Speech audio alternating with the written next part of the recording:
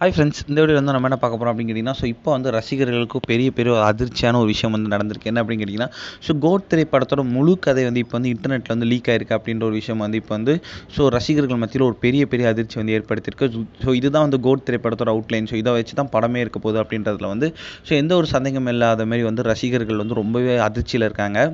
அதான் நம்ம இயக்குனர் வெங்கட் பிரபு மற்றும் தளபதி விஜய் கூட்டணியில் பிரம்மாண்டமாக ஒரு இருக்க திரைப்படம் பார்த்தா கோட். இந்த திரைப்படத்துக்கு வந்து கிட்டத்தட்ட 300 கோடி வரைக்கும் செலவு பண்ணியிருக்காங்க அப்படின்னு சொல்கிறாங்க.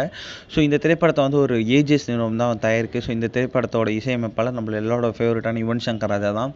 இந்த திரைப்படத்தோட படப்பிடிப்புலாம் முடிஞ்சு இப்போதைக்கு இறுதி கட்ட பணிகள் எல்லாம் வந்து ரொம்பவே செம்ம ஸ்பீடாக போயிட்டுருக்கு. அப்டேட்ஸ் மேலே அப்டேட்டும் வந்துட்டுருக்கு. இப்போ வந்து கிட்டத்தட்ட 3 சிங்கிள் வந்து ரிலீஸ் ஆகி ரசிகர்கள் மத்தியில் நல்ல ஒரு வரவேற்பு பெற்றிருக்கு.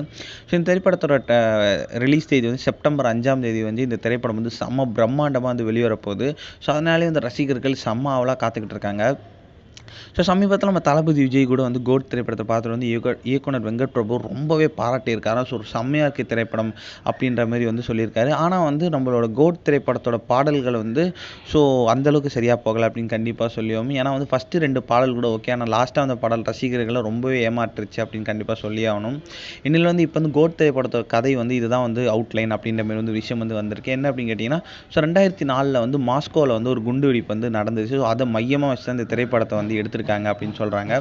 அதாவது கோட் திரைப்படம் வந்து ஒரு மிகப்பெரிய குண்டுவெடிப்பு சம்பவத்தை வந்து அவர் வந்து எப்படி காப்பாற்றுறாங்க, அந்த குண்டுவெடிப்புலேருந்து மாஸ்கோவிலேருந்து எப்படி தப்பிக்கிறாங்க மக்கள், இதெல்லாம் தான் கதை. அதை காப்பாற்ற போகிறது தான் நம்ம தளபதி விஜய் அப்படின்னு இருக்காங்க.